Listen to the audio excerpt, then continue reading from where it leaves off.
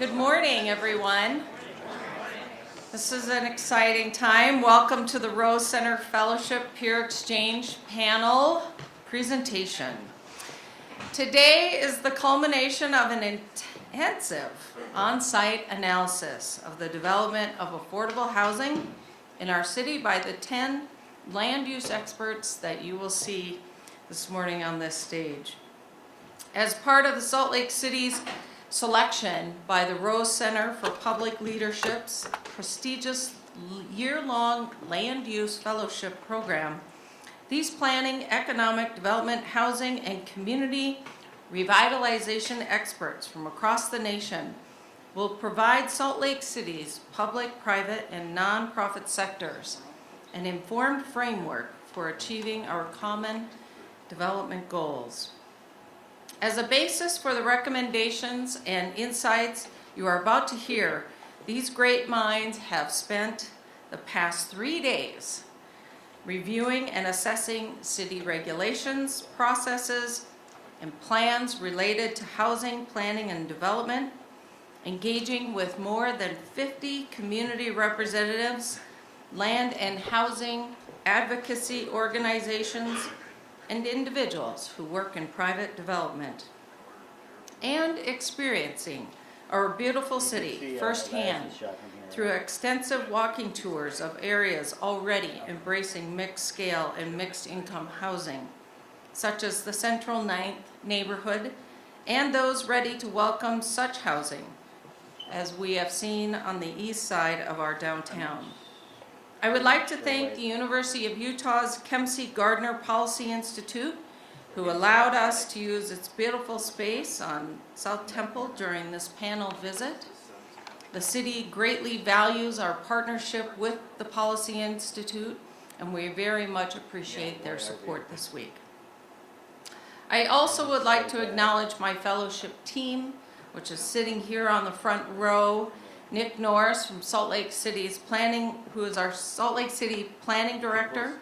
Danny Walls, who is the Chief Operating Officer of the Redevelopment Agency. Mike Ackerlow, who left us, but we retained for this project. CEO of the Community Development Corporation of Utah. And Amanda Holte, Communications Manager for the Redevelopment Agency. Lastly, and especially, I would like to express my gratitude to the Rose Center for setting its sights on Salt Lake City and providing us with this infinitely valuable opportunity.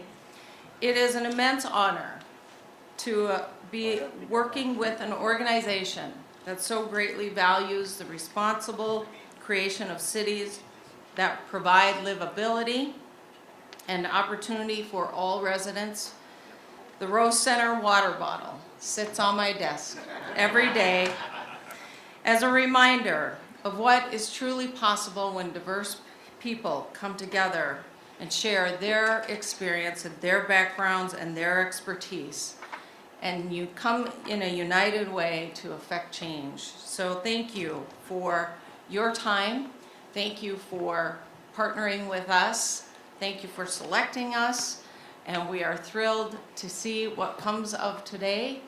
And we know that moving forward, there's immense opportunity for the city to continue to grow and meet the needs. So thank you.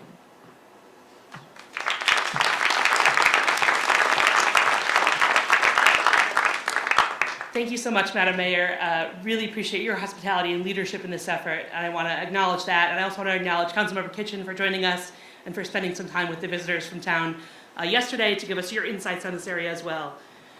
So thanks again to the Salt Lake City team and to these folks from ULI Utah and the Utah League of Cities and Towns who have not only done a lot of work to make this visit possible and to give all of their expertise and to get all of yours, but also have been incredible hosts and made us very graciously welcomed here in your beautiful city. My name is Jess Zimbabwe and I'm with the Rose Center out of Washington. So I just want to introduce what we're sort of doing here today, and then I'll introduce you to the panel of experts that the mayor referenced before. So we're here in Salt Lake, and the shorthand way that we're defining the project that we've been asked to look at is shaping a mixed income community in East Downtown.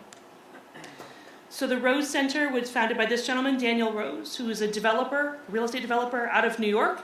And Mr. Rose founded the center because he realized that in his successful career in real estate, it was only possible because he had sophisticated partners representing the cities that he was building in, sitting on the other side of the table. And he wanted to create more of a space for collegial conversations to happen between the public sector and the private sector to talk about better futures for our cities and how we can work together. So that's what we try to do here at the Rose Center. We are operated as a partnership between two different nonprofit organizations. Both of them are based in Washington. The first is the National League of Cities, which is the national affiliate of the Utah League of Cities and Towns you may be more familiar with. NLC acts as a resource and advocate on behalf of 19,000 cities, towns, and villages across the United States. So another thing that we do is we take learnings from work like this in cities like Salt Lake and try and share that knowledge with a lot of smaller communities to help them sort of speed up their learning curve on what good urban development and good leadership in cities looks like.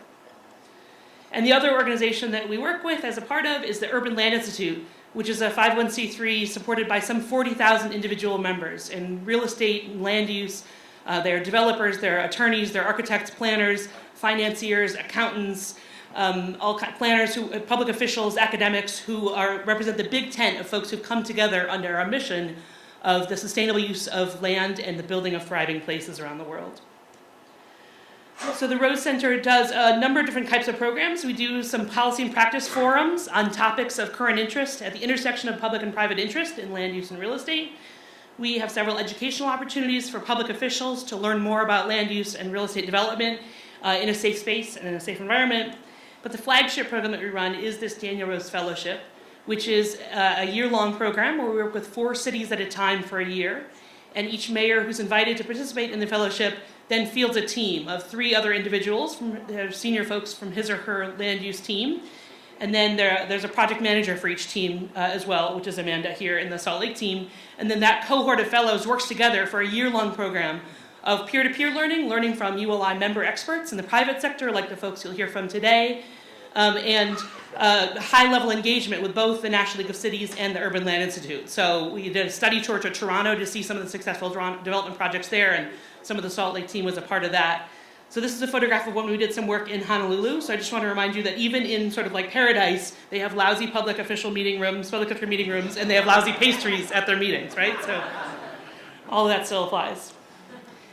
So this is our 9th year of operating the Daniel Rose Fellowship. So these are the cities that were a part of our first 8 classes, the first 8 cohorts of cities there.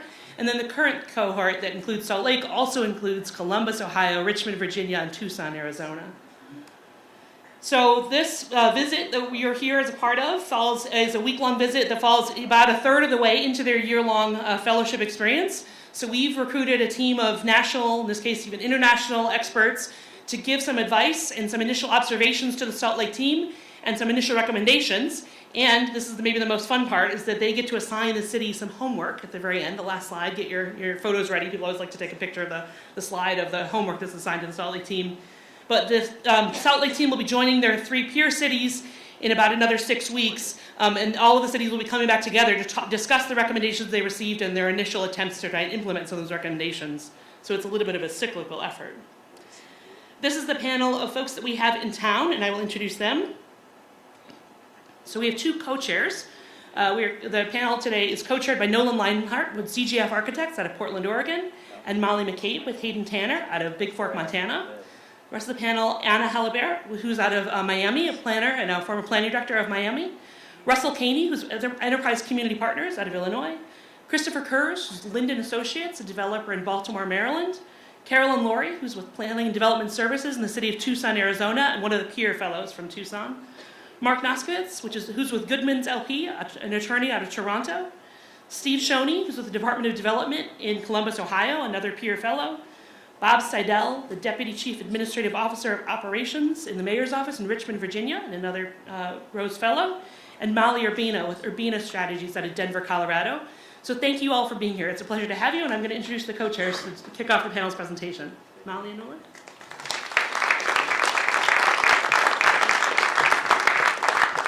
Good morning. We're delighted to be here. So as you've noticed, there is a number of Mollys on both the panel and with the city. So that was a really unique opportunity on Monday night to have dinner with 3 Mollys. So that never happens for us. So thank you. So I wanted to sort of start here with a conversation about what we're doing here. the city specifically asked us to look at the East Downtown area and to look at affordable housing in that district. And so the East Downtown area specifically we're looking at is from 2nd East to 7th East, South Temple to 4th South. So the question again was, talk about affordable housing in this particular area. The panel looked at it and said, perhaps we could refine the challenge statement and maybe broaden it a little bit. So the challenge, as we summarize it shortly, is how can Salt Lake City preserve and improve East Downtown to cultivate a complete neighborhood that serves as a model for mixed income communities throughout the city? So we're looking at this as a way to take this out to other areas. This is the study area, so you can see again, 2nd East to 7th East, South Temple to 4th South. This is the way our presentation will go today. We will make some observations about Salt Lake City, about the study area in particular. We will talk about vision and land use. Then we'll speak about financing strategies and tools, engagement and leadership, conclusions, and then of course, homework. So let me give you a few observations about Salt Lake City. In our research and in our time here, we've noticed that there's been explosive population and job growth, which is being driven by the quality of life, unparalleled access to the natural environment. In fact, the Urban Land Institute just named, in their emerging trends, named Salt Lake City as the 3rd most attractive place for investment in the country. So that's the first time a city of this size has been in those numbers, certainly in the top 10. Surrounding natural beauty, while visible, is compromised by air quality problems, something that you're obviously all familiar with. The city is attracting a high proportion of millennial workers looking for an urban lifestyle. It is also experiencing unprecedented residential development, but still has record low vacancy rates, around 2% or so. Housing affordability is a challenge at every price point, and homelessness is a major concern. This housing shortage is exacerbating economic segregation, and this will eventually compromise economic growth if not solved. And what we've noticed and what we've determined is that city and community leadership is committed to dealing with these issues. So on Tuesday, we had the opportunity to spend time in this study area and talk with many of you in this room and some who are not in the room. And so just to review very quickly some of the observations that inform our recommendations. This study area is characterized by its location between the downtown and the university area. And that's a huge opportunity, and that is and will continue to attract a diverse group of residents and investment. The neighborhood is really well served by public transportation and infrastructure, and the historic district is reflective of a character that is special. It also comes with limitations. We spent some time getting acquainted with the large blocks in Salt Lake City. It's a defining piece of the urban form and urban fabric. And within that, there are some large parcels that offer redevelopment opportunity. On the next slide, we'll talk about how there's some limitations associated with that as well. And then finally, there's an eclectic mix of uses in this particular area, in that sort of transition from the downtown area to a more residential neighborhood character. And there's some opportunity when you have that kind of eclectic mix of uses. But the study area obviously has some pretty significant challenges as well.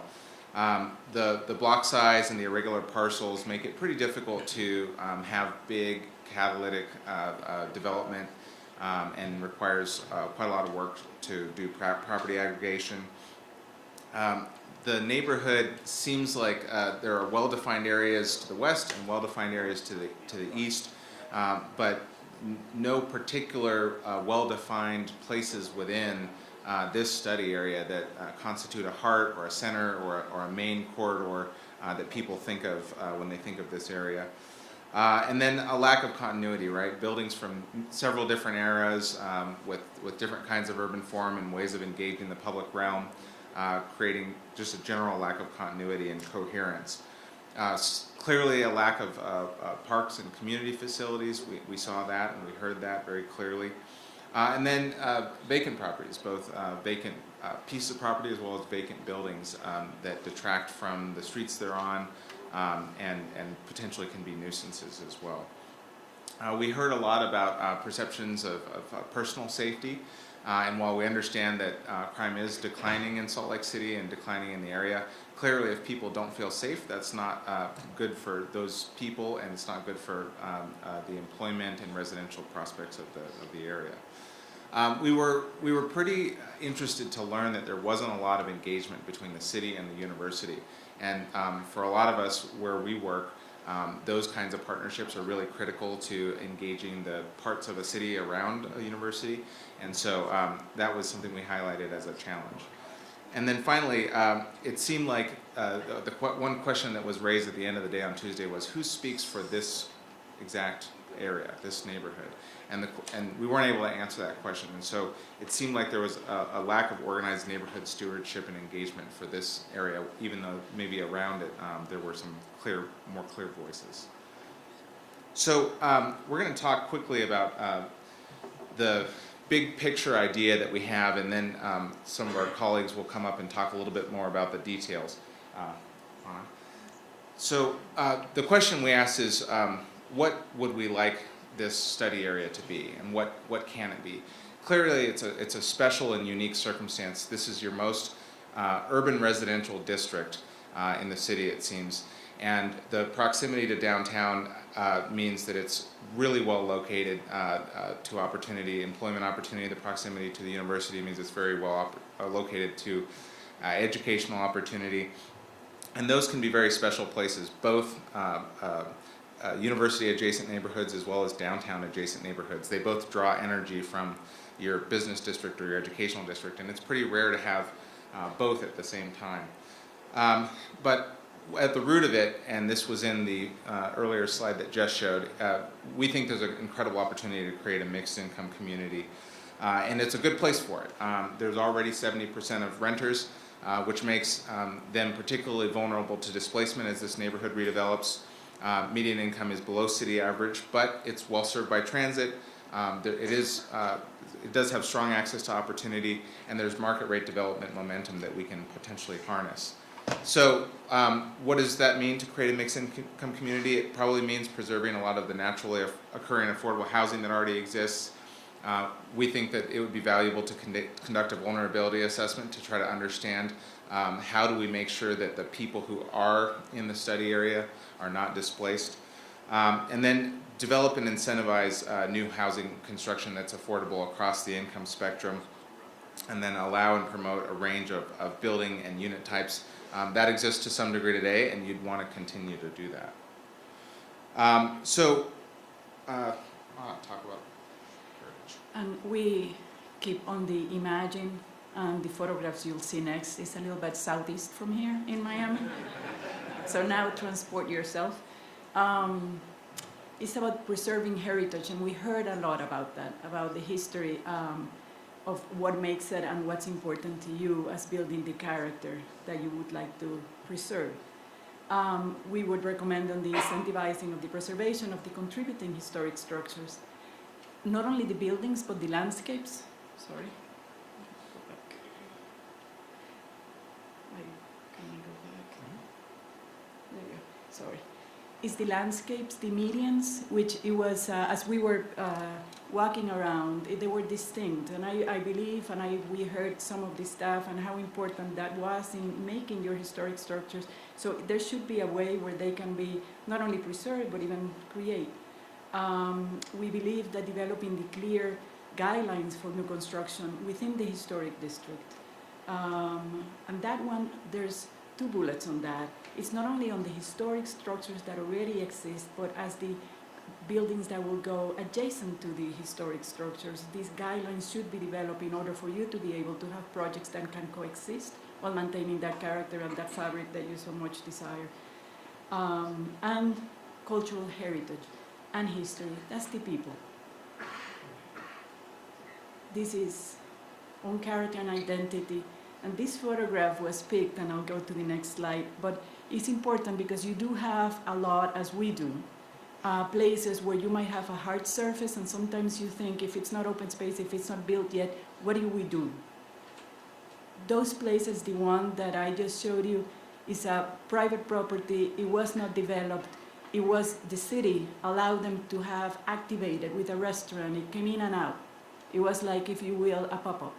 So while the development comes in, there was activity going on. So you have actually an opportunity. When you see the vacant lots, if you imagine, they're not vacant. There's possibilities of opportunities that you can build as the time comes when you have, the regulations have come and the buildings come. So these properties, you have to see as opportunities instead of saying it's a vacant lot that is really not adding continuity. So it's an opportunity for you.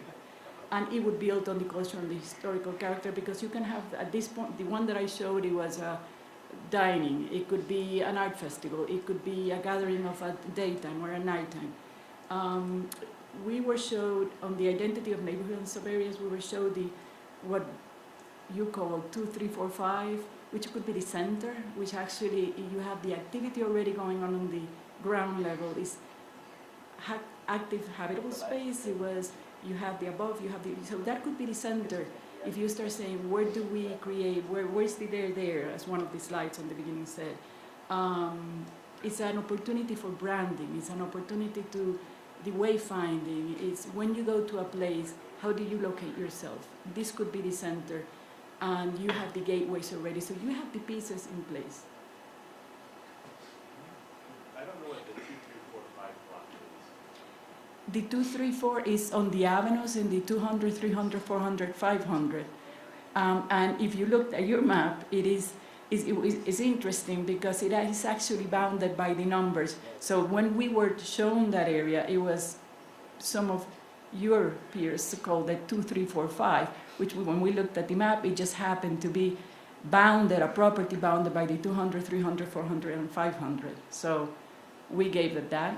You might be able to come up with another number, but that might be actually the center. It could be the center.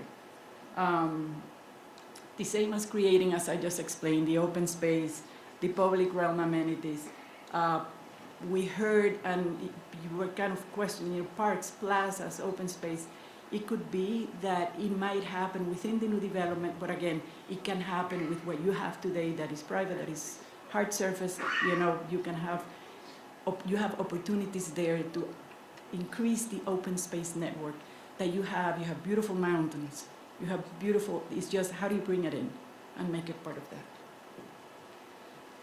And finally, the strong community stewardship, which my colleagues have already spoken about that. I think you have an opportunity of bringing everyone who is represented within that neighborhood, but outside that neighborhood, that are going to be part of the this that you're going to start. And this is really responding to what we heard about who speaks for the neighborhood. There needs to be some intentional identification of who are the champions of the neighborhood, who are its stakeholders, to get them engaged, get them to take ownership and responsibility for this area that seems like a space in between other well-defined spaces. And then really looking at your potentially university, philanthropic, and institutional partners, really figuring out who are the different community and other partners who have a role in the growth and evolution of this district, so that it has a voice in addition to some of the other strong voices in surrounding communities. So this was the idea and the vision. We'll dive into some details in the next few slides. And this wasn't the idea that this is what it has to be, but this is what we, based on what we heard from you, this is what we think there's a potential for.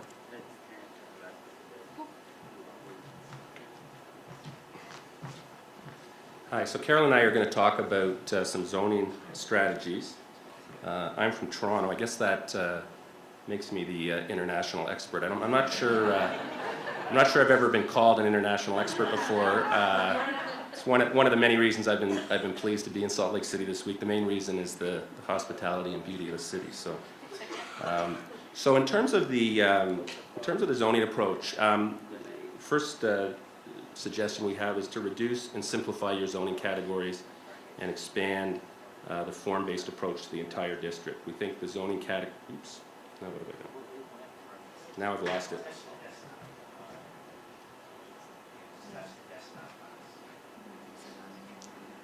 So much for being an international expert.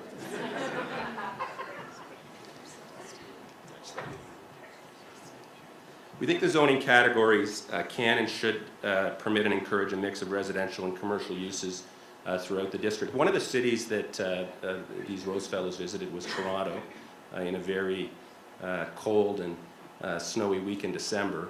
And obviously when you compare cities, there's obviously differences, but also similarities. And one sort of quick example that I think is instructive from Toronto, there was a planning initiative in the 1990s called the Kings. It was named after two former industrial areas, King Spadina, King Parliament, centered on King Street, which is the main east-west street that runs through our financial district. And the two areas were former industrial areas that had been thriving industrial areas. They housed industries like the garment industry and other industries. But by the 1990s, as industry left the core, they really were stagnant. And they had been stagnant for some time because the city had somewhat stubbornly insisted on maintaining a fairly restrictive industrial use zoning. But in the 1990s, they went in completely the different direction. They eliminated all the use restrictions, they eliminated density restrictions, and they really focused on building form. And they were extremely permissive about the types of uses that could go into both new buildings and existing buildings. And there were some magnificent and robust heritage buildings that had housed industrial uses for years and now house other uses. And what happened when they made that zoning change is over the last 20 years, there's just been an explosion of both residential and commercial development in those two areas. I think I read, as I was looking at this last night, that from 1998 to 2002, there was $400 million in increased assessment, just really precipitated by the growth that occurred from that zoning change. And one of the main observations I think this panel made was that this area between the downtown and the university is an area where you, as the city continues to grow, you would naturally expect a huge amount of economic activity. And we think if you are generally permissive about the kind of economic activity that can occur within the district, you'll get a lot of housing with it. So I think that's really one of the main strategies that the panel came up with. The next two bullet points really have to do with supporting the public investment in transit that runs through this area. We think that you should be trying to maximize densities and heights along the transit corridors, and perhaps as part of that, consider minimum densities and heights, because certainly you want to make sure that that investment in transit is supported. And as the area grows, then we think you should discourage suburban form development, and that's something obviously you can do through a form-based approach to zoning. The next bullet point has to do with design excellence. There's different ways to encourage design excellence, but we think you should set the bar high on design. We heard some examples of some of the taller buildings that exist in the district, perhaps some dissatisfaction in some cases with what those buildings look like. Certainly the experience in Toronto, which has many, many tall buildings, is that I think when design excellence is achieved, there's a greater acceptance of density and height, and that's something we think you should focus on. The last bullet point has to do with, Nolan talked about the challenges that the large blocks present. And we think that one of the things you should be thinking about is implementing a density bonusing or a height bonusing regime that helps you to secure some of the public benefits you're going to need to support development in this district. And you know, in Toronto and other jurisdictions, a bonusing approach has been used successfully to achieve certain public benefits such as affordable housing, community services, public open space, and mid-block connections. And it's not the only way, but I think it's one way you can look to perhaps create some of the new right-of-way or access lanes that you're going to need within these blocks as they develop.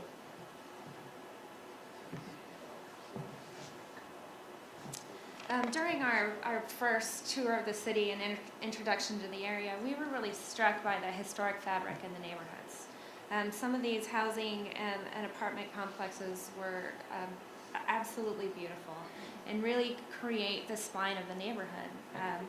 we've noticed that these beautiful structures are from the golden area of architecture.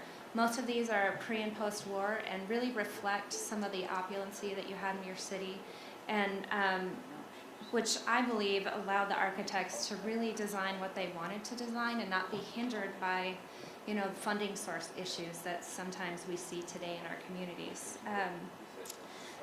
So we really would love to see Salt Lake continue to capitalize on that piece.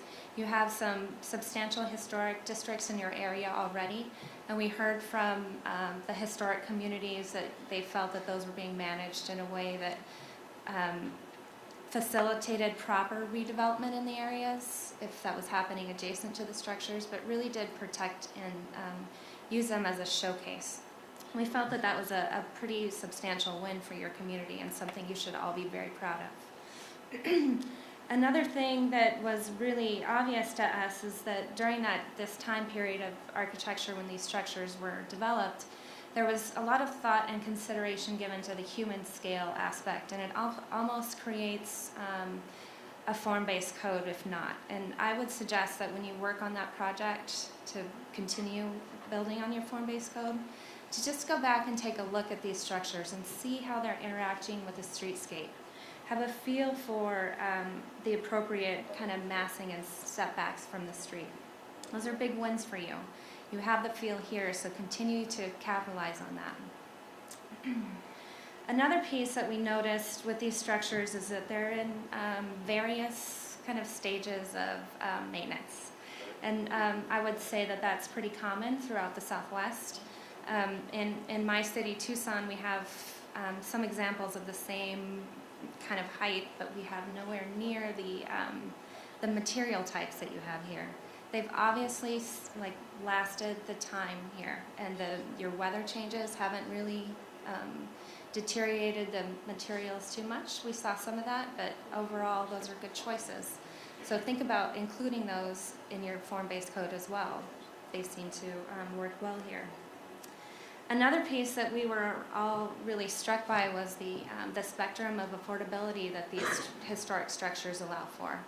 There's kind of entry level to people that have invested in condominiums within these adaptively reused mansions.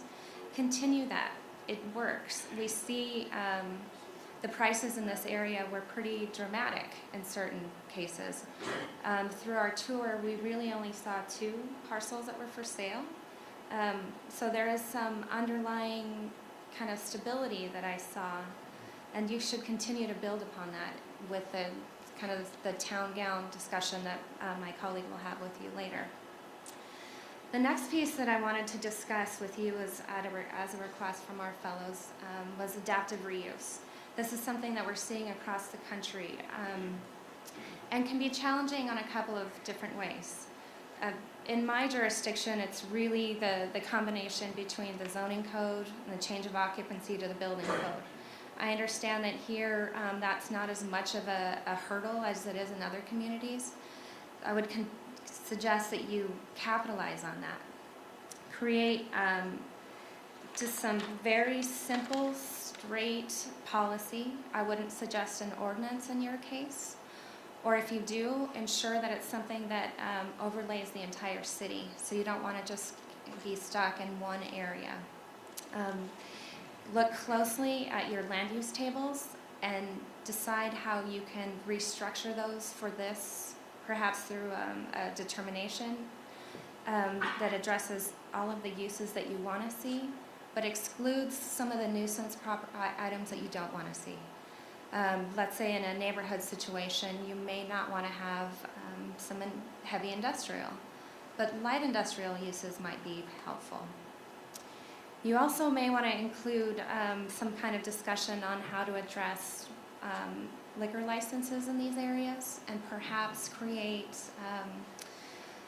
an entertainment designation in your code that would allow for some minimized setbacks within certain areas.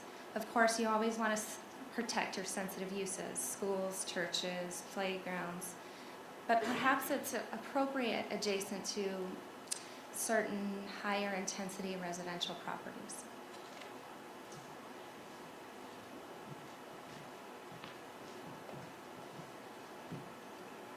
Just really quickly, a couple of observations on some of the obvious redevelopment sites in the area, and we've just started a couple. There are obviously others. There's the parking lot behind the Masonic Temple, and then the other one is, I think, the Big Lots site. We just highlight these. There are others as sites where, as you're starting to think about how you might move towards a more simpler form-based code, think about the form of development you want on sites like that. The Big Lot site, we've obviously got a retail use there today in a somewhat suburban form with surface parking around it. As this area grows, it would be a reasonable expectation that you could see some redevelopment there that would continue to include some retail, but in a more urban form, and lots of opportunity for housing intensification on lots like that. So we just highlighted those as things to think about as you move towards a different zoning approach. All right, so this is definitely an issue that's close to my heart, and something that we grapple with in the Southwest on a regular basis. First responders are always extremely important to us, and we want to ensure their safety as well as the safety of the community. We also want to ensure that we don't hinder our development practices due to vehicle size, additional setback requirements in certain situations. In my community, we've seen the fire department request huge expansions of non-pervious space, so anything from additional bricks or concrete, asphalt, and it really hinders placemaking ability. And so one of the ways that we've been able to address that is by creating a really tight working group and locating key public and private staff to discuss that, because it's not just a city kind of policy issue, but it also should include the development community. Their voices need to be heard on how perhaps some of the codes are hindering their ability to redevelop the site in town. We see this more frequently in infill projects than we do in any other types of marketing or market rate housing we have in our community. One of the ways that we've addressed that is we've worked closely with a stakeholders group and actually gone in and amended certain pieces of the fire code and the building code and aligned them more closely with our community goals. And we used our city plan, Plan Tucson. You have Salt Lake Vision. We used that as kind of the basis for what our community wanted to see and started the conversation there. Another item that we did very strategically is in our budgetary times. We looked out in the market to find perhaps trucks that were smaller and more appropriate in tighter community areas, and we purchased them.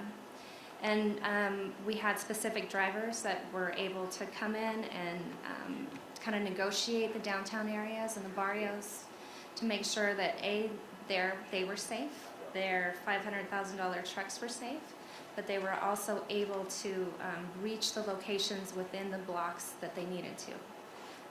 That was huge. We also had some kind of fun driving exercises with them and set up cones, and they were given bonuses if they didn't hit anything, and it just kind of was a nice building opportunity. So one of the things that struck me the most from being from a desert community is the widths of your streets. So we've all heard the different story about wagons being able to turn around.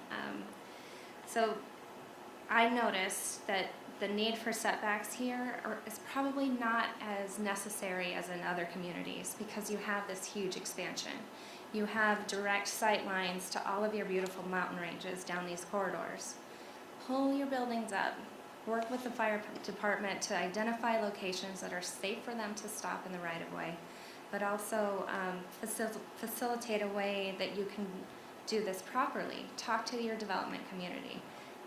They had a lot to say, and I heard much more a positive response to staff than probably most communities I've been in. It was heartwarming to hear that, because generally that's not the tone.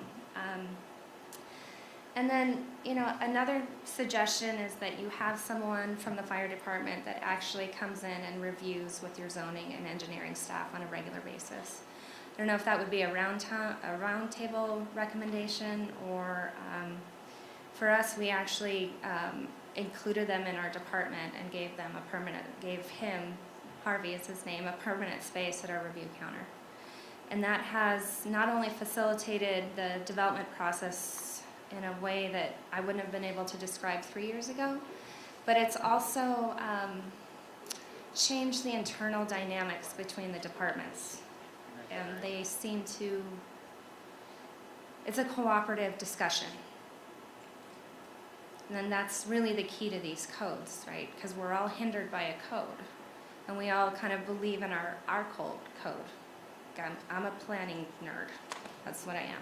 But, and I'm guided by, the comprehensive plan and the zoning plan. Fires, safety. You can't trump that. But you can find workarounds and build partnerships within yourselves. And I think that's key. Thank you.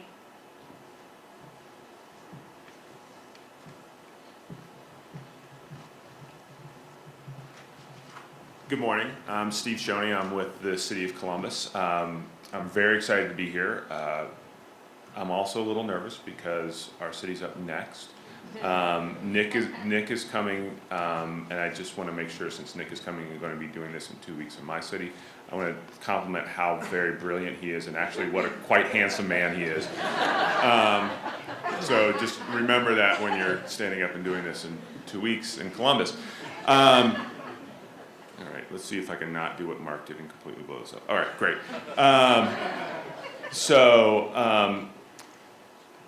When our team came in, we thought we were coming in really to look at a residential neighborhood and talk about housing. But what we've discovered was that this truly is a three-use mixed-use neighborhood.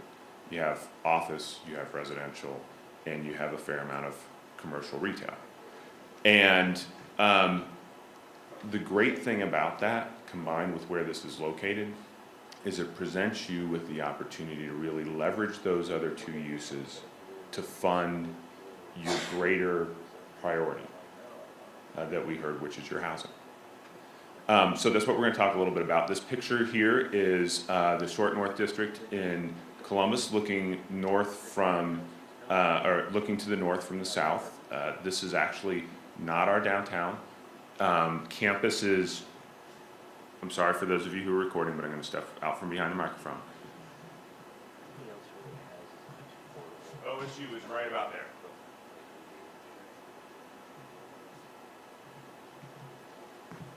The tallest building that you see that's currently constructed in the picture is a senior housing project, affordable senior housing project that was built probably 30 years ago. The two tall buildings that you see on the left, the one that is completed and right in front of you, and then the taller one, are both commercial office buildings. This neighborhood is bordered by two historic districts. The one on the left is called Victorian Village. You can probably guess the nature of the housing stock in that neighborhood.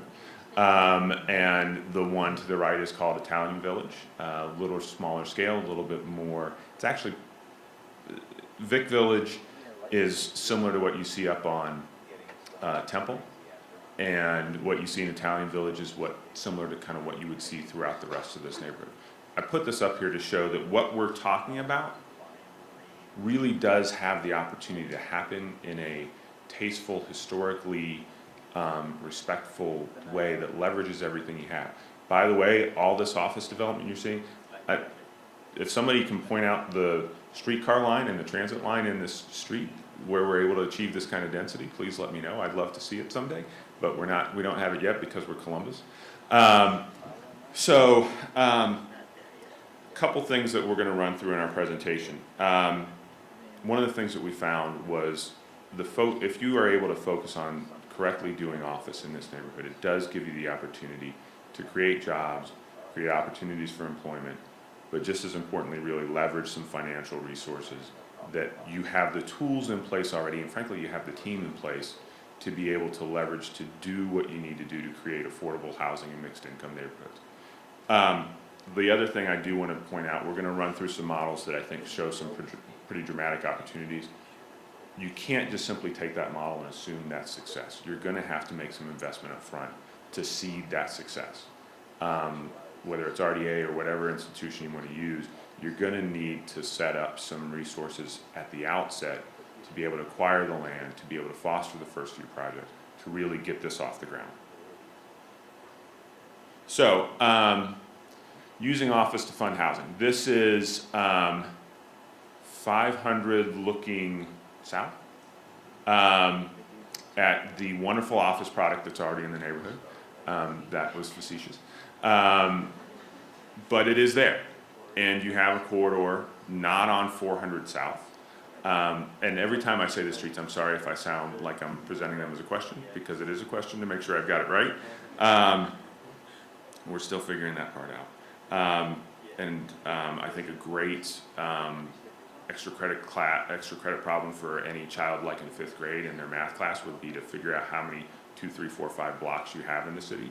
I haven't been able to figure that out based on the grid yet, but if somebody can let me know by the end of the presentation, that would be great. So one of the strategies we think you should explore is to look at really fostering commercial office along 400 South, and then the reimagining, redevelopment, improvement of that commercial office that's on 500. Because what happens with the way your property tax code works is your friends at RDA can collect 45% more in TIF revenue that they could plow back into your housing program from a similarly valued piece of office versus a piece of market rate residential. So you do have that premium there. Plus then you're creating job opportunities within the neighborhood, you're growing the community, you're doing all, and actually you're then providing lunchtime customers for all of your retail businesses that are fundamental to that fabric of the neighborhood and giving the neighborhood a sense of place. So we think there's a great opportunity to create a TIF district. Just to give you an example, I think it's that building that we have pictured here. It's currently valued, if we read the assessor's website right, at about $17 million. If that value got up to $20 million, that one building alone, if that was a new building, would generate about $175,000 a year in TIF revenue that could be then plowed back into other city priorities. One point of note in this neighborhood in particular, you want to make sure that that new tax increment is there, and make sure that that office building is not owned by a not-for-profit entity, say a university, which I think owns this building. And make sure that you, or if you are having those institutions come in, that you're doing it in a partnership way that recognizes that they're taking that opportunity to reinvest in the housing stock, and that there's some kind of a partnership formed there. So let's just to go through the map, and to correct Hannah a little bit, I am the one who, nobody on your team said 2, 3, 4, 5. That was actually me that looked at it the first time. So I'll take the blame for that if it makes no sense to anybody else. We did look at this potential kind of L-shaped, I'm old enough to remember Tetris, it reminds me of a Tetris piece, shaped TIF district. The point of having that extra L to it beyond our study area is to capture as much of where we see the potential commercial office coming in as possible. You've got the tracks line, you've got that existing office core that if you've got it, you know, own it, work it, use it to your advantage. Don't just simply lament the fact that it's there and it kind of interrupts the historic flow. It's there, deal with it, leverage it. And then you've got that 2, 3, 4, 5 block that creates that great sense of place. Add to this that you've got the two ends of the barbell in terms of employment centers that are already there and talent drivers that make people already want to come to this neighborhood. This is an area that and the kinds of businesses that you're attracting to the region, a little bit of work, a little bit of seed money, a little bit of marketing, you will get businesses interested in office tenants interested in locating in this business, in this area, because it's not downtown, it's not Silicon Slopes, which is out in the hinterlands, and the people who don't want to drive to work have to then go to drive to work. It gives you a comparative advantage over those places, and the ability to attract what is most important to a business today, which isn't coal or iron ore or electric power, it is talent. That is what those things are today. So I'm going to turn it over to Molly. Thank you. I'm actually going to go back just so you can look at this. So I actually looked at so what you may not actually understand the 2, 3, 4, 5. It is 200 south to 300 south, 400 east to 500 east. And when we were looking at it, I went, oh, 2, 3, 4, 5. So it's kind of a fun branding thing. I think it's part of that used to be called, or is called, the Shops on Broadway, which 2, 3, 4, 5 is just another alternative. Okay, so let's talk a little bit about Housing Economics 101 and why we think that this idea of a TIF or other types of things makes sense. The reality is you need to create the total amount of housing across this area and across the city. And multifamily rental housing is clearly the most cost-effective way to provide housing that's affordable to workforce, to people who are working. And it's particularly desirable for people who are young professionals, which is what you're trying to bring into the downtown area and in these corridors as well. The reality is the rule of supply and demand is always going to be regulation. Right now, with a 2% vacancy rate, prices are going up. Not a problem, not a surprise. So what that does is that means that somebody who before could maybe afford a $1,200 unit, those prices have gone up to $1,400. So they can't afford that anymore. So they're now pushing into, so those 100% area median income people are now pushing into the properties that before are 80%, would have been 80%. The 80% are pushing into the 60%. So by developing properties that meet all levels of housing, you provide the ability to bring more people in and you provide more affordable housing. So even if you develop a project at 80%, you are still benefiting those at the 60 and 40% level. So I want to encourage you to think more broadly around the affordable housing and the types of housing you're bringing in. And because of that, you're able to, well, you're going to talk about the delta, so I'll come back. I'll let Russell talk about that.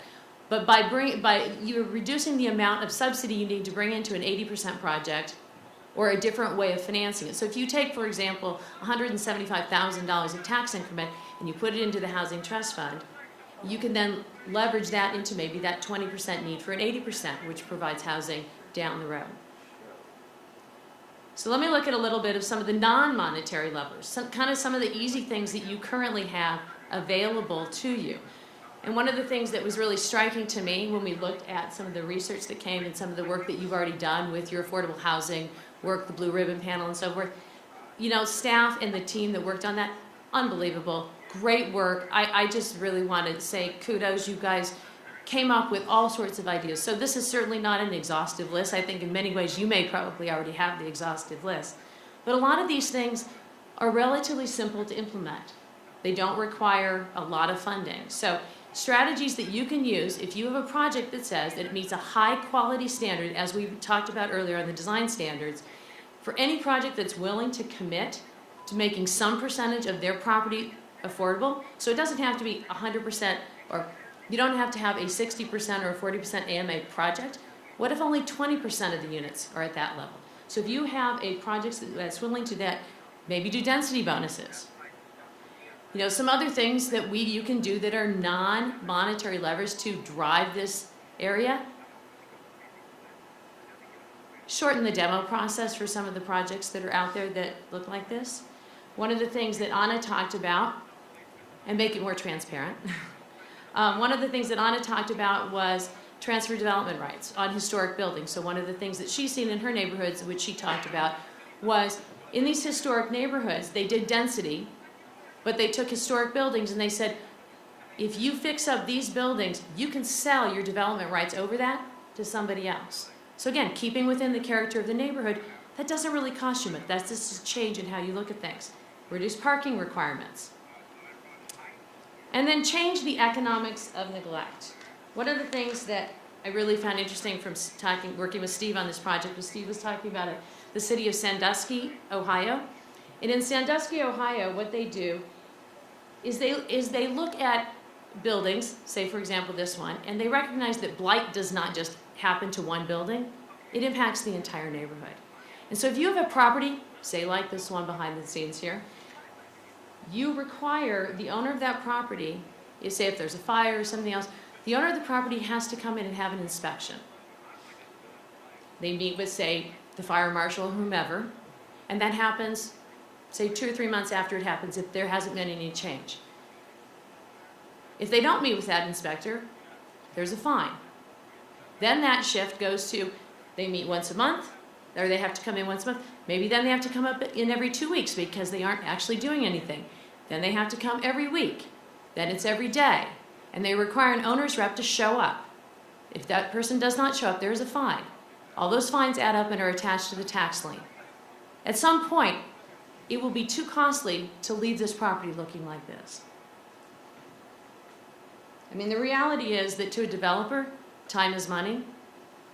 To an owner, these costs add to their hassle factor, their cost factor, and reduce their profit when they finally sell. Simple, but it's a way to change the dynamics of a particular community.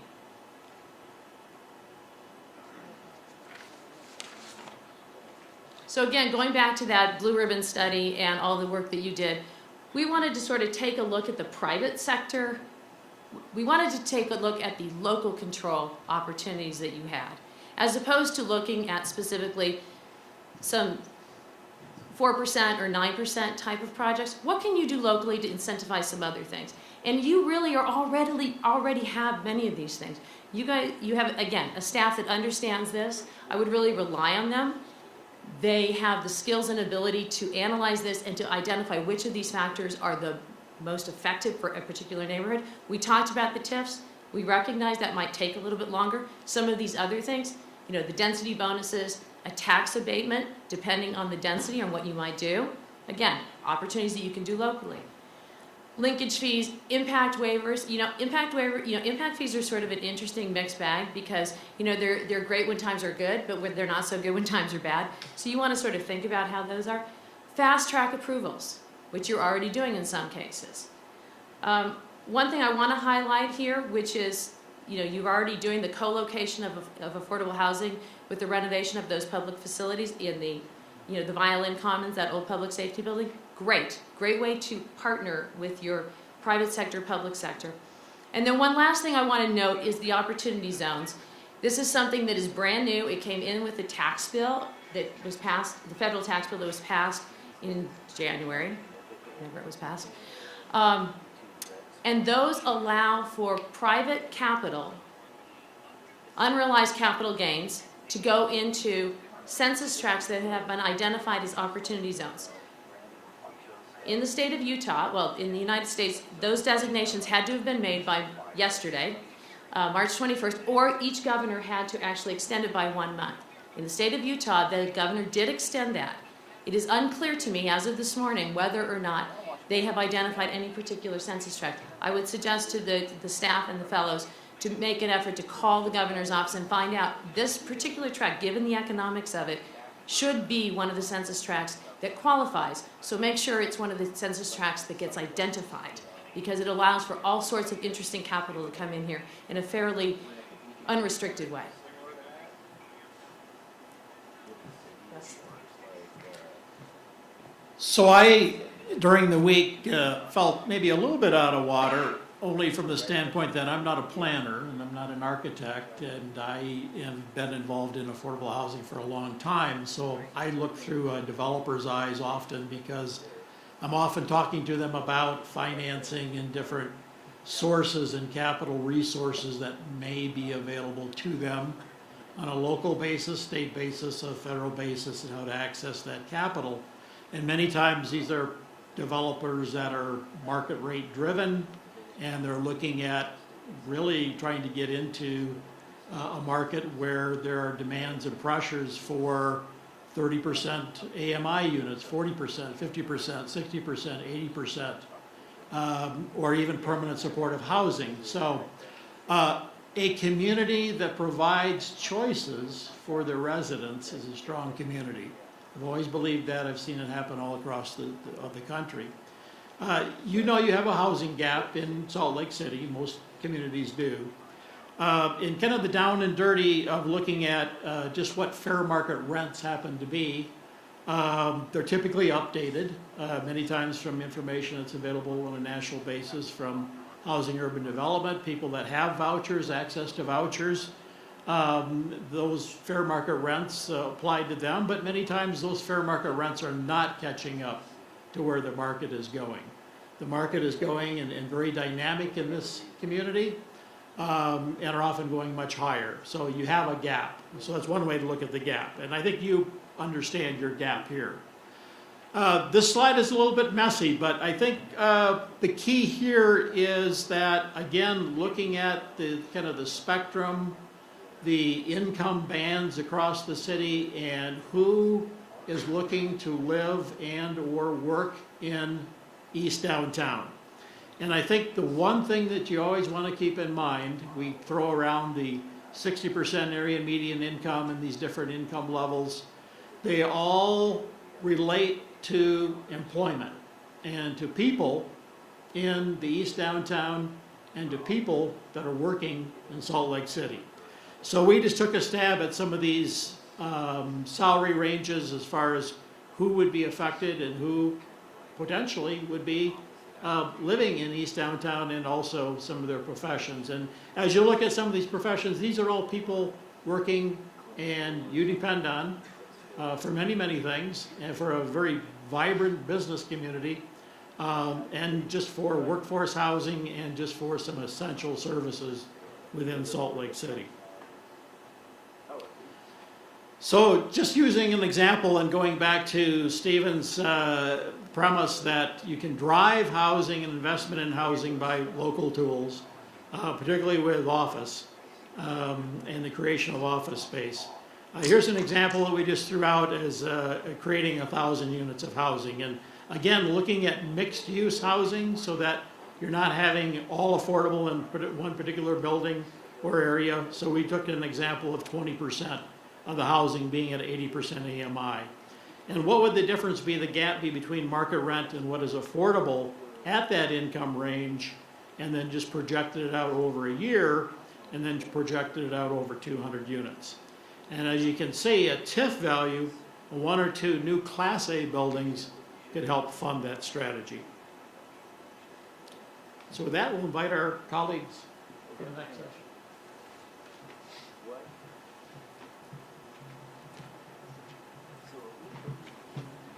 Good morning, everyone. I'm Molly Urbina, and I'm from Urbina Strategies out of Denver, Colorado.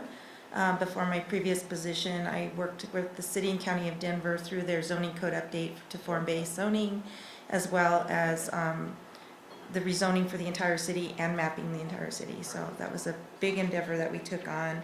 I'm so happy to be here and excited for you all and all the opportunities that you have, and looking forward into your work here. So we wanted to talk a little bit about community engagement and transparency. What that really means is really being proactively identifying and consistently engaging partners to support and leverage the success of the East Downtown area. So community is a really critical partner. This study area, we have learned that residents have been identified as transitory and seemingly not yet vested in the evolution and development of the vision and desired state of this neighborhood. I know we found that you do have an existing community council structure. As we understand, it's probably very active and involved, but in this area, probably not enough. And it might be a good time to look at your overarching strategy on engagement for the rest that you can learn from here to apply to the rest of the city. We think that there's having an organization like that is a small portion of an engagement strategy, but best practice suggests that a more robust outreach strategy utilizes many available tools designed to meet the demographic of the place, and inclusive community involvement begins to cultivate that community stewardship that we've talked about. Some examples of effective outreach tools that we've used in Denver and other places is really looking at the community and the needs of that community and how they think and act and want to get involved. But it could be house-to-house contact, coffee shop gatherings, neighborhood events or gatherings by the neighborhood, social media, door hangers, mailings, probably things you've heard of before. But in this study area, there needs to be a strategy for in-town property owners and absentee property owners, and being intentional of the contact within the neighborhood itself. What's really important here is really having consistent and more formalized process so that folks know how the city is going to interact with them. Also identify and think about how to keep city council looped in and in the know, as I would say, as they can be helpful in facilitating or even hosting conversations in the neighborhood because they have their hand on the pulse of their community, and so that they represent and can give input as to the community leaders, whether formal or informal, in their neighborhoods. City staff also can be very helpful and great resources for that kind of information as well. We need to make sure that the regulatory tools that you adopt, whether it's form-based zoning or planning strategies, are consistent with the vision that's being implemented with these conversations. So there's importance of consistency so that there's credibility in the process and embracing that community input. As interested investors identify this area for development, the city can set expectations right up front that the developer must take responsibility to understand the community that they're coming into and the heritage of the place, as well as meeting the vision of the city. As you know, it's important for the city to be transparent, we hear that all the time, to the community and the developers on what tools are going to be applied for their projects, providing notice of projects and occurring in the neighborhood, and progress updates so that the neighborhood can see what's happening and where status updates are on a project, which could be online, which could be an option to do this. New residents that come in here as this area develops, it's going to get even more and more critical of the transparency because there's going to be more eyes on this and more folks that are interested in what's going on. Another opportunity in implementing development in the study area is to engage in a peer exchange to learn from other markets and bring diverse development expertise and capital to Salt Lake City. For example, the Rose Center could partner to highlight opportunities of development in the Rose communities and bring best practices to the table. The perspectives of other cities may provide a cross-pollination for growth and a way of understanding new practices and demonstrate how new partnerships can be formed. The peer exchange can bring together the business community, developers, city staff, and elected representatives. If a community can be open to collaborative partners in this way, there could be opportunities for new financial and development partners, bringing capital as an outcome. Cultivating and educating the financial services sector is important on the risks and rewards could benefit projects in Salt Lake City. With that, I will have Bob come up.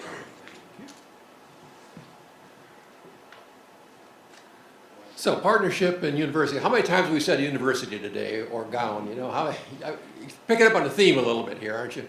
I don't like the dumbbell thing because I don't think dumbbell is the right way to describe our university partners. You have a great place here. You got a great space. I hope every day you all look up at the left and right when you leave your houses and say, "I live in Salt Lake City. It's a beautiful city." I hope you just see that and embrace that every day. All right, you've got a university, 33,000 people there. 33,000 people. In some places in Virginia, that have its own congressional district. You've got a huge, huge city within your city, and they have to be your partners. You have to be able to have that ability to be able to work together. I've looked at the university's master plan. It's a great opportunity for the city and the university to become closer and closer together with the plans as to how this great Pac-12 college or university, just like the other Pac-12 colleagues that are in the same group. You're in rarefied atmosphere there. There's some good stuff out there. Take advantage of all of it. It is an anchor partner. Just embrace it, say it over again, take it to heart. An anchor partner, but it's not growing into the neighborhood. The master plan looks like it's trying to get all the undergrads on campus. Great thing to do because that gives them the campus experience, keeps them kind of in the same place. You don't want your undergraduates in the study area here. You want to have your workforce in that area. The university workforce is who should be living in this area, not the undergrads trying to get 11 people in 5 rooms. So, but that's part of the partnering process. It's part of how the university works with the city staff and with the developers. We're going to take advantage of you just right now, and we're going to do a little peer-to-peer. Steve's going to come up and talk to you just for a minute about a little land-grant university he works with. And I don't have a lot to add to what Bob said, but a couple things. There's a temptation to try and be funnier than Bob was right then, but that was really actually pretty good. What I would say is it's clear, and Caroline is in this same boat, with Arizona. All 3 of us come from kind of university towns, and it's clear to us that in our cities we have a much deeper kind of strategic level and operational level relationship with our universities. And this neighborhood actually presents the opportunity to be a place where you get to test that out and do it at a different level. And in Columbus, it actually started with a native Utonian person from Utah.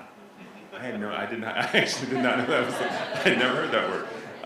A guy by the name of Gordon Gee, who was the president of the Ohio State University twice, and really set the tone for the success of the university and the success of the city are about the neighborhoods where the university is located. And that doesn't just mean campus, honestly. The university, I would assume in the same way, is while it's mostly concentrated there, the university, if it's a great land-grant university, is out in the community.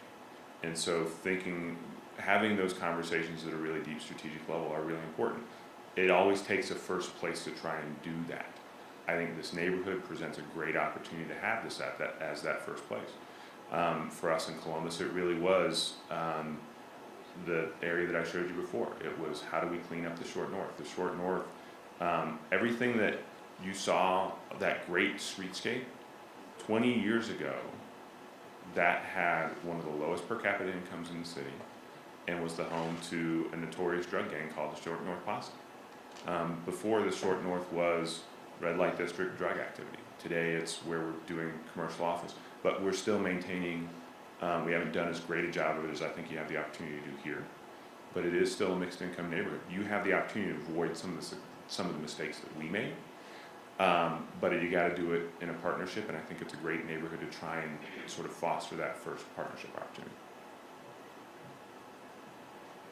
And again, to go back on the theme of partnership, in my community, Richmond, we have 3 universities. I get together with the VP of facilities quite often. It's an intentional conversation.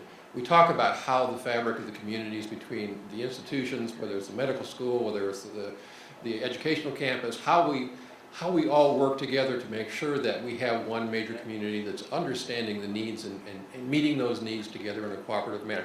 It does take work. It takes work, especially when one college is playing and the other one on a basketball game, and you go sit between the 2 of them, and you have to make sure that they're being nice to each other, because we all have to be able to work together and have that level of conversation. The community, or the president of the university, he waves at me when he wants me to write him a check for the endowment.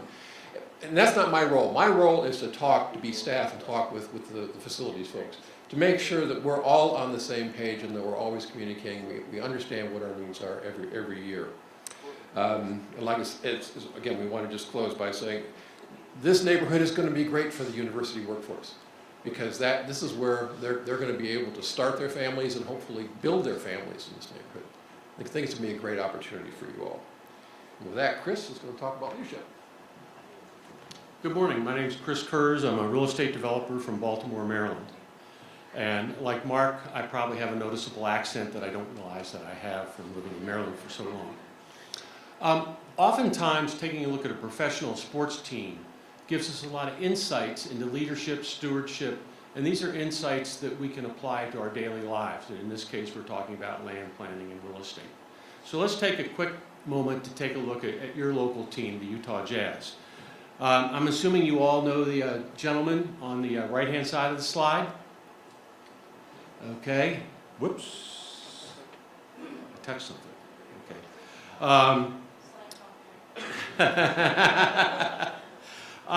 Maybe not quite as many of you know the guy in the middle, but you probably do. And the guy on the left-hand side, you know, if you passed him in the street, would you know to say hi? Probably not. But these are sort of the three layers of leadership on the basketball team. And I want to talk quickly about 4 different things at each of these. Stewardship. The Miller family placed the ownership of the Jazz in the Legacy Trust for perpetuity. That's not leadership, that's stewardship. Okay? Because they intend for it to stay here forever. Teamwork. You know, the general manager's job is to set the grand scheme, the long-term vision, and to provide the resources for the coach. So there's a lot of communications going on between the coach and the general manager as to what's needed to be successful. The coach is you know, on the sidelines. He doesn't necessarily touch the basketball, but he's creating the plays. He has to communicate with the players have to communicate with him. And then you have the players who are the implementers, if you will. They're the staff. They're the ones who are out there dribbling the basketball, doing the dunks and things like that. So the characteristics, the things that are most important here are teamwork, because if any one of these 3 groups of people don't do their job, you're going to lose. It's not going to work. Trust. When the basketball player throws that no-look, behind-the-back pass, that's trust. But the trust goes up further in the organization, because the players have to trust that the coach is designing the right plays for the situation. The coach has to trust that the general manager is bringing the right talent and providing the right resources. Okay? Throughout all this, communication is paramount. If you're not talking to one another, good times, bad times, you did great, you didn't do so well, things like that, it's not going to work. The last thing is, when is success created for this basketball team? For us casual basketball fans, the answer is simple. It's in the 4th quarter. But that's not true. The success starts with the general manager and goes all the way through. And by the time the players step on the court for the first game of the season, the success is either baked in or not. Okay, so that's sort of what happens in the sports world. When we flip over to the land development and real estate world, here are the analogies. We have the staff of the basketball players. And here in Salt Lake City, you guys have world-class staff. Your players are really, really good. They're not coming to Baltimore. I don't have to be nice to them. But they're superb, okay? So you have the most important thing. You've got all these first-round draft picks on your staff. The mayor and the city council are like the GM and the coach. And the way this sort of works in your environment, you have a bicameral type of situation where the mayor can't do everything by herself, But the city can't do everything, the city council can't do everything by themselves. It requires them to work together. And how does that work? Well, the mayor and the council set land use policy and vision. They do it together. The mayor proposes a budget and then executes the vision. But the budget is approved and the vision's approved by the city council. And then it's the staff that's on the court that's implementing the things. So when is success achieved in this scenario?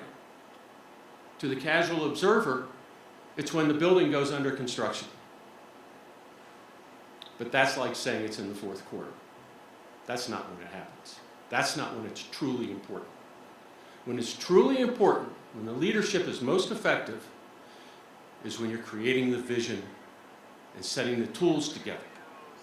Because when the vision is sound, if you're a developer, you know what the vision is, you know what tools are available, you know what the rules of the game are. And you can come in, and when you present your plan for the very first time to the staff, you're responsible for making sure that it aligns with the vision and the rules. If you come in and say, well, I don't like the vision, I don't like the rules, I don't think I should put in as much parking, you're not playing ball. And it's the responsibility of the staff and the mayor and the city council to say, no. If you don't like the vision, then you need to come back the next time we look at the vision and exert your influence to change it. But once the vision's in place, okay, we've all gotten the game plan, it's time to go out and play ball. So that's just a helpful little analogy to help explain the importance of leadership. You all are stewards for the city, because the city's not going anywhere, just like the Utah Jazz. So it's not what are you doing today, this week, tomorrow. You're setting the tone, applies to me because I'm old, for your grandchildren. So when you're sitting there thinking about it, thinking, will my granddaughter come here? Will this piece of real estate that's been developed make her life better? Will enrich the community? So that's the importance of stewardship, and I hope this example with the Jazz gives you a help in understanding how important it is to communicate and to work with everybody.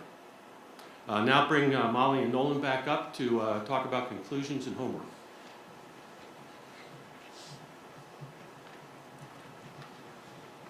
Well, thanks for your patience and attention through this.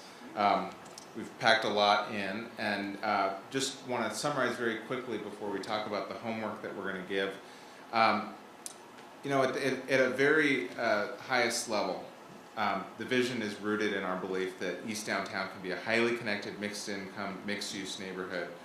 But that in order to be successful at that, the community needs to be engaged and empowered to help be leaders in that. And that you have some partners who are probably under-engaged in helping you to be successful as well. The zoning is acting as a constraint right now. Obviously there's development happening, but we think that you could have much more productive development happening in a more greater variety of ways if the zoning was simplified and streamlined to get the kind of housing product that your plans say that you would like to get. But that in order to do that, you want to focus on form and the predictability for the development community. The historic character of this neighborhood is clearly a draw, it's clearly a value, and so preservation of that will be important. It also has a benefit of having a lot of the naturally occurring affordable housing in this community and contributing to character. And then finally, there's some infrastructure challenges, there's some access challenges, and so facilitating the removal of those challenges makes sense, and it is in the public interest.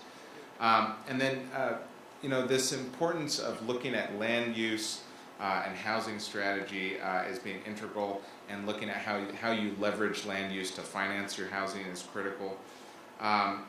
Looking at housing partners and the city, really looking at the numbers and the fundamentals of housing finance and getting on the same page about that is critical. And then finally, setting a clear vision, giving your staff the tools We know that they have the talent and the expertise, and together you can achieve your goals. So those are our high-level conclusions. We feel pretty good about them, and hopefully they resonate with you all. I get the fun part, I get to assign homework. So Rose Fellows, look this way.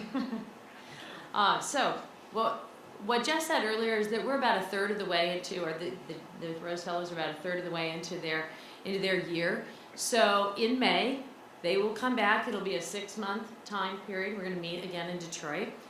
And this is what we're asking you to do between now and May. So first off, we'd ask you to review the current land inventory within the study area to identify opportunity sites for housing development or redevelopment. We would ask the city and the university to meet, to define priorities and opportunities for cooperation. We would ask you to assign a staff member, a staff project manager, to develop an adaptive reuse policy and identify any code conflicts.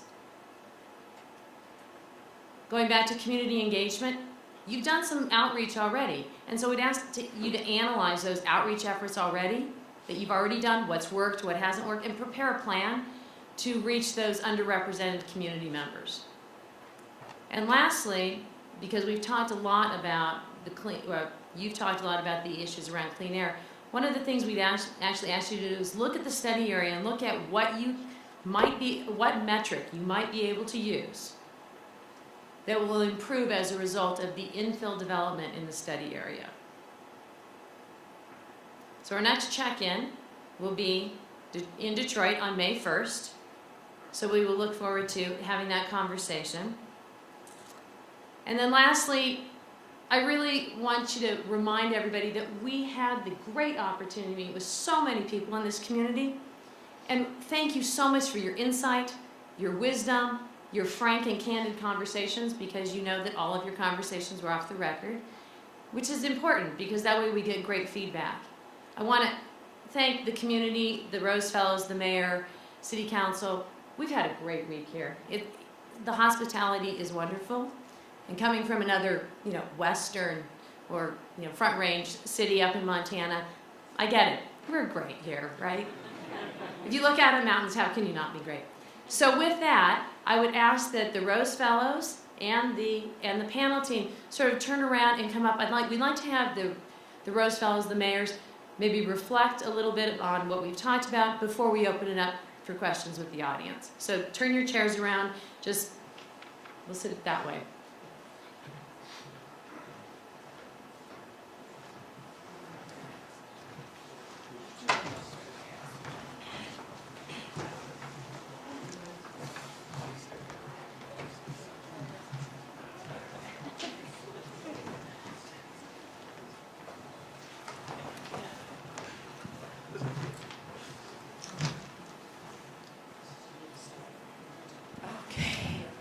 Okay. Well, there's a great deal for us to think about and to work with our council members on, and to create that shared vision for Block 2, 3, 4, 5, right? I am intrigued by some of the recommendations, and some of them make me a little nervous based on what I've heard from some of our council members, and some of it makes me very excited based on what I've heard from some of our council members. So I look forward to the dialogue with the council around what is possible that we could do together to create the vision for this area and realize the potential of it and how it's been laid out before us as an opportunity that we really haven't drawn a vision around in the way that it has been drawn today. And so thank you for that work. And I see the homework. I took a photo of the homework so that I make sure I do my part and reach out to Simone to make sure that my part happens. So I will pass this on.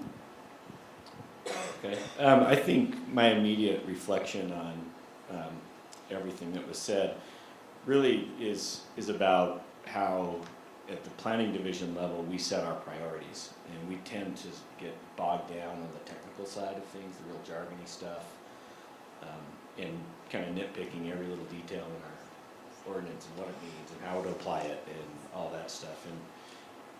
And sometimes we lose sight of that big picture. And so I think this is a really good reminder of how we can rethink and reevaluate our priorities moving forward. Not just trying to fix the problems that we know about in our zoning code, but let's also look at things that help us achieve our goals that the council and the mayor have set for us. So. I guess we're just going down the line. I was going to first ask, is something wrong with this side of the room? Is the heating not as good over there, or how did we all end up on this side? So yeah, that's where the door is. My initial comments, I really liked the part about how commercial drives can be a great driver for residential. I think that really plays into what my staff constantly reminds me of at the RDA of the city is a collection of great neighborhoods. And we have the opportunity here to build a great neighborhood and have that collection of mixed use. And the panel here recognizing what we say a lot with the RDA is that obviously the best funding source is the commercial side of things, but then using that responsibly to build the complete part of what we want in the city. So I really appreciate that being said, and I think that becomes the focus for what our priority really needs to continue to be at the redevelopment agency. So. I feel like since we're in a theater and I have a microphone, I should get up and do a little singing or dancing or something. Would you like that? I've offered. Stay for the after show. First of all, I just want to thank this amazing panel. It's been a lot of fun spending some time with you the last few days. Danny and I both had the opportunity to go to our peer cities, and it's been personally such a rewarding experience and something that has changed my perspective on a lot of what I do. So thank you all for your wisdom and your experience and your insight today. It's given us a lot to think about. As a former city employee, and now as a part of a nonprofit that has the opportunity to do some of these things, to implement some of these things, that my mind's racing with ideas. I love the 2, 3, 4, 5. I think that's an area that has such great infrastructure already. There's the backbone there. To be able to take that and now capitalize on that is really exciting to me. I think we could do some really fun things that help create that sense of place that you all talked about. In our interviews yesterday, our discussion with you, we talked a little bit about that. It's helping this area really create a there kind of feeling. And so I think that's really exciting to think about and to look at what's available, even starting with your first recommendation on seeing what is available, and let's get moving. It's when you work in the city, a lot of these ideas are so great, and you want to do it all, and we all know that then it takes time to actually make the changes. And so I would hope that there's a sense of urgency in all of us today that we want to move forward and start doing these things. I love the idea of creating additional funding sources through TIF. Also some of the recommendations that came through the Housing Finance Work Group that was done a couple of years ago. All these different resources and tools coming together could allow us to do something really impactful in that area. And then the final thing I would just say is, in part of these recommendations of the discussion today, working with the development community, and Brian, I would look to you as the chair of our ULI, is bringing them along and helping us to work collaboratively and really talk about some of these hard issues that we're facing as a city. We have a great opportunity here to provide a place for everyone, and that's the mayor's vision. And how can we do that successfully, working together both as nonprofits, for-profits, the city, and others.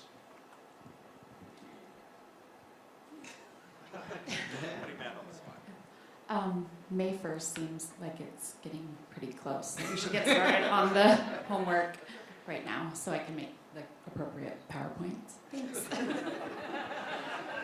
And before we open it back up to the panel, I want to personally thank Amanda. She is the project manager for our group. And working with the Rose Center staff to make everything this week happen, she has spent a great deal of time, and based on the time of some of her emails, very late nights as well doing that. So thank you, Amanda. So I think we have a little bit of time for any questions or comments or observations from members of the audience.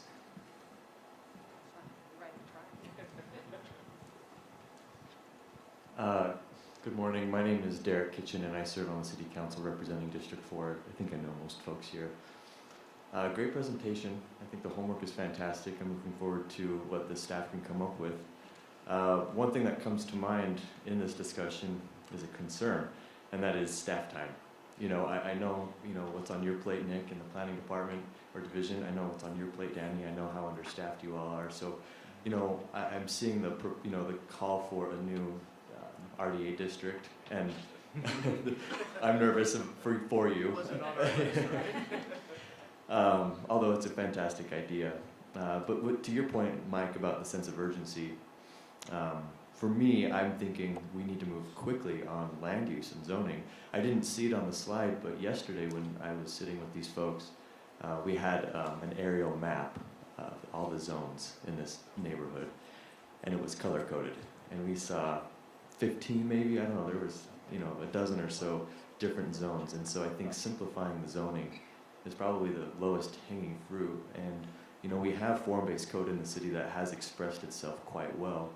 And so I guess my question would be, is, you know, you mentioned form-based. Would you recommend a wholesale rezoning of this area to a form-based, or block by block? What are you thinking?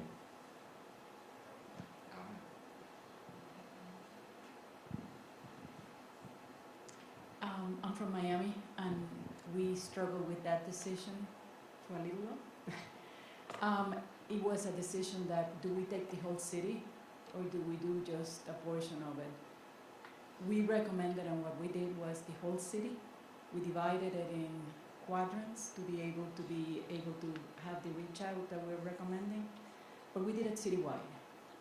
It just seemed to be at the time it seemed a monumental task. At the end, it was the right decision. You have division, and division should be for the whole city, not for a portion of it. It does take work. It does take, but I think what you have in the staff is the commitment and the desire to do it, and I think it would facilitate and give you many of the things that we heard about character, about how do we preserve, about transition, about mixed income, and I believe so that's what we did. We did it. It was a process that I would highly recommend to have the opportunity to look at it citywide. And it was the city, just Miami. We were dealing with 500,000 people, very diverse community. So I would say to you that the regulations were important. The reach out, the stakeholders, that was probably the one that had to be hand in hand with that. You couldn't, you had to go in front, and then the rest will follow, but we did the whole city.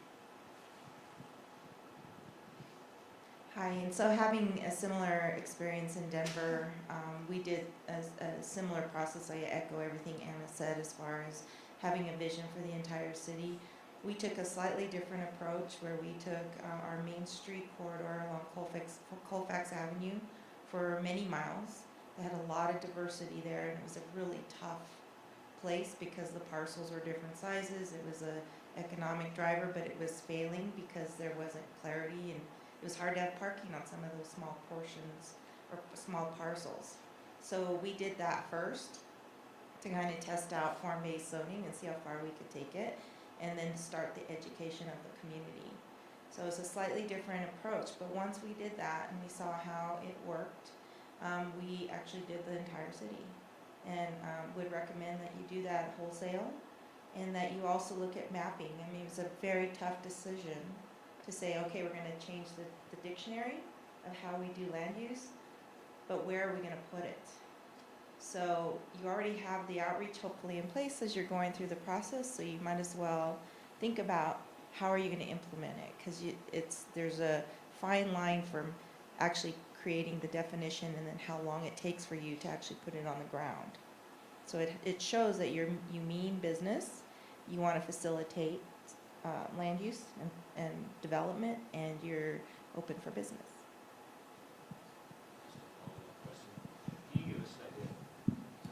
Just a follow-up question with that. Can you give me an idea of the time it took both of those cities to do that, to go with the citywide thing?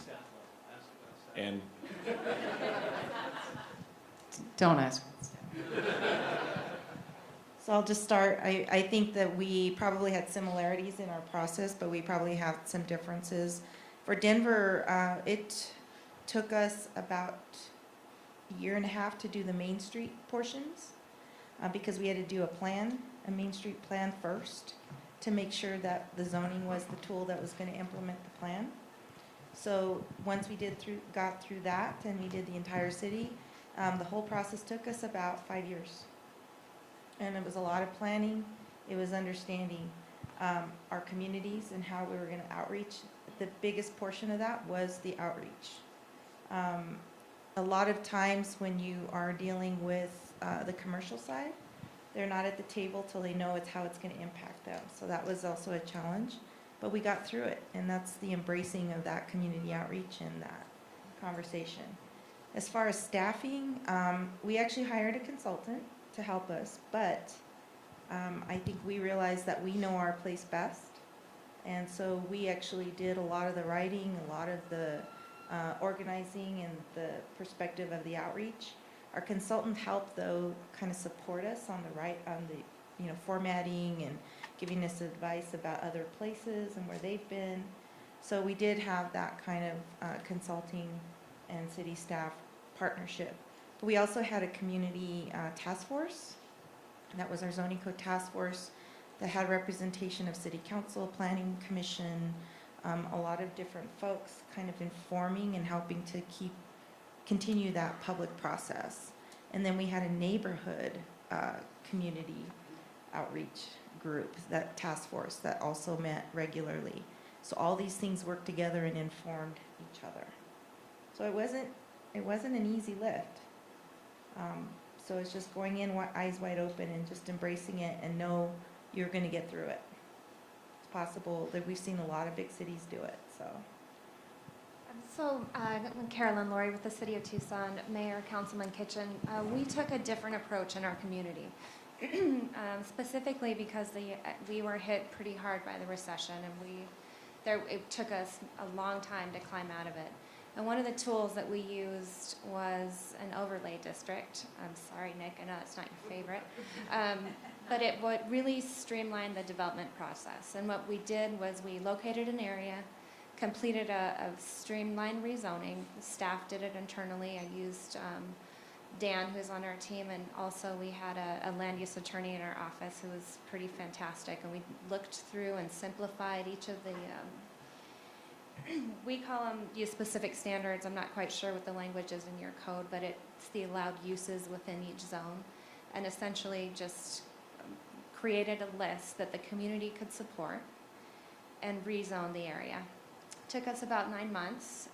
We held lots of public meetings in the beginning to hear from the community and what was acceptable and what wasn't.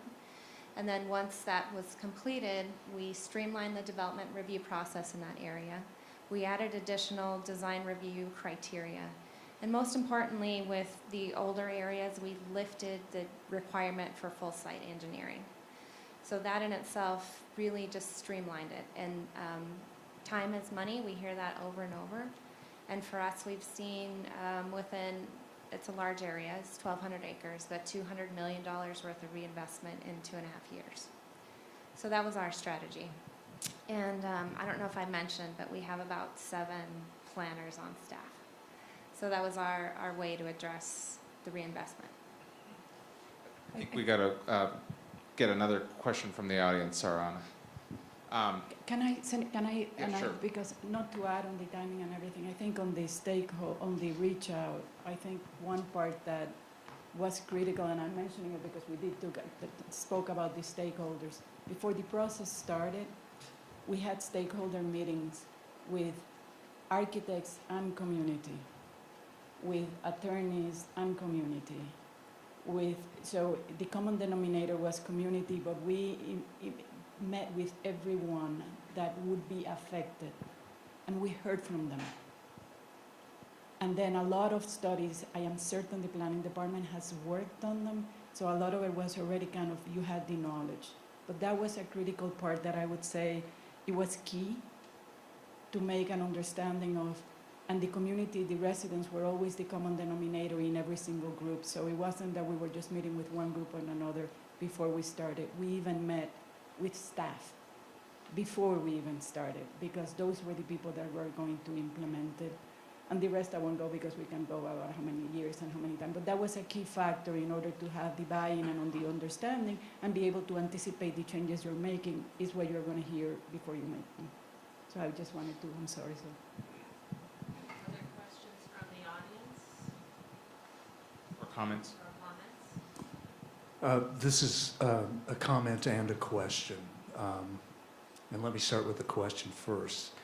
I'd just like to know the thinking that went into identifying block 2, 3, 4, 5 as the center of the area.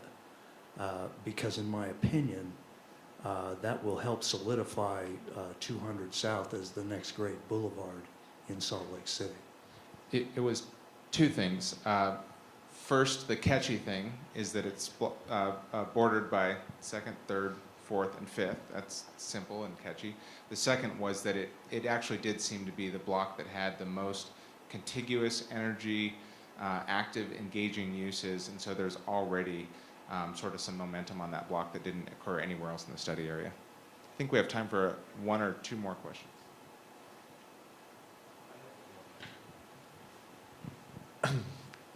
Can you talk a little bit more about the economics of a density bonus? There's an enormous opportunity in this area for infill. And I don't know exactly what the restrictions are for height in the existing zoning, but I wonder if we need to address height so that we can accommodate a density bonus. If you can talk to me about that a little bit, that'd be helpful. So my response to that is you need to tell us in your community what the economics of a density bonus are. We went through, in Columbus, we've gone through a whole re-examination of our incentives programs in the city, particularly around housing incentives. And what we found is, after doing a big national search, is none of that matters at some level because your local economics are going to trump all that.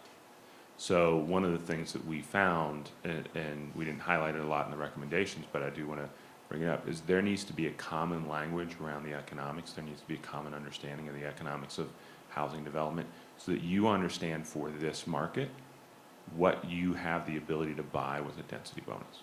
I can't tell you that. I can tell you roughly what it is in Columbus. I can give you those senses, a sense of that, but I think one of the things that you really should think about doing is setting up a process whereby you're bringing together folks to really get that consensus around what the value of a density bonus is. That's the easiest way I would answer it. I would simply add, I mean, in Toronto, density bonusing has been used extensively for the past 30 years to secure all the kinds of public benefits I referred to and the kind of public benefits that you're looking for and will be necessary to allow more sort of urban development of this area. When it first started, there was a certain controversy to it. I think the community often said this is just checkbook planning. Developers are sort of buying their additional density and height. But I think as it's become used more and more, I think there's been a growing acceptance that there's not the density and height still has to be within the realm of acceptable. You can't buy your way to an unacceptable density or height. But I think there's a recognition that certainly as an area becomes more urban, becomes more intense, that density, while still within the range of acceptability, imposes a burden on the community. And one of the ways that that burden is addressed is by providing community services, by providing open space, by providing mid-block connections, which makes the density more acceptable. So I think you have to sort of look through it through that lens, but there has to be the only way it's going to work is if you're willing to accept and embrace those higher densities and heights. So I think we have time for a quick question and a quick answer. We're actually just after our 11 o'clock stopping time, but if there's one last comment or question. So we've seen the homework that came from the committee. I'm curious to hear from the city fellows what their first step would be if they had to give themselves their own piece of homework outside of what the council's recommended.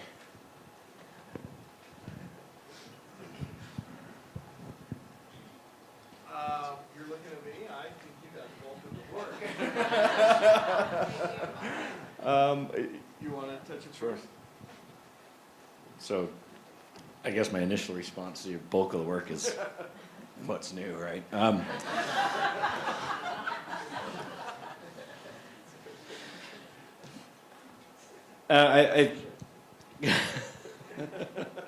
Sorry, a little inside jabbing there. And just for the record, I tried to make sure they got all the homework. I think as quickly as I can. I mean, the first steps, some of those things were, I think, actually relatively easy to accomplish. Like, it's not hard to reach out to some of our partners. That's an easy thing to do. Set that stuff up. Let's start those conversations. I think we do have the stage kind of set from a city visioning process and where we are, so we can move forward. We don't need to reinvent that. I think we have an idea about that. Now, we probably need to check in with some stakeholders to see if that's still valid. But I think that we have to look at all the other things that we have going on in the city, right? We can't just forget the other areas of the city that we have to do work in still. So I don't know that I have an answer on what is first thing that we're going to do.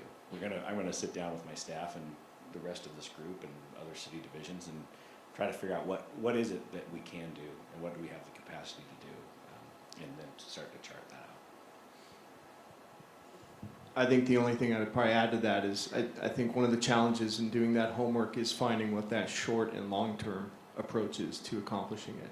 As Nick said, I think there's a lot of things we can check the box on real easily in terms of the short term, but how can we try to look at some of what we want to do in the long term, not only in this area, but throughout the city, and see what we could do right now to hopefully start implementing that or affect that change, because development is happening, there is momentum going on, and I don't think you want to wait too long before you put something in place that hopefully you can start seeing the advantage and the benefit of from right away.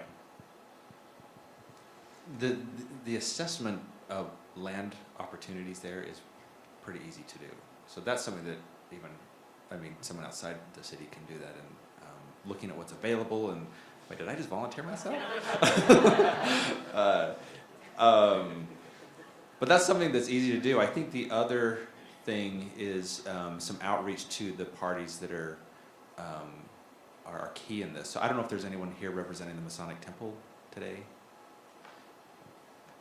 No one? Anyone? Raise your hand. I was hoping to see somebody like that just so we can start having these conversations. Also, the work with the University of Utah is something that can be done immediately. And I know Housing Neighborhood over the last couple of years has already kind of dipped their toe in the water there, working with the university on some housing design. But that is something to me that it doesn't require a lot of effort, just some meeting times. Yeah, I think we're ready to wrap it up, but Mayor, if you have any last comments, we would love to hear them. Well, just one thanks to Jess and Gideon, and all of you, really. There is real opportunity in our city. We have done a lot of planning, and it is time to implement. And the partnership concepts are why we are successful already in our planning strategies. And I foresee significant opportunity to work with City Council and your team to move forward in a way that really our city hasn't before. And I'm excited about that. And I appreciate all the recommendations that have been made. And I foresee and already have scheduled several meetings that will play a role in this. I'll be adding to the dialogue of some other conversations with key stakeholders that I have on my calendar already. So this is great. Thank you, Madam Mayor. And with that, thank you to the Rose Center Fellows. Thank you to the community. We are delighted to be here. We look forward to coming back. Until next time.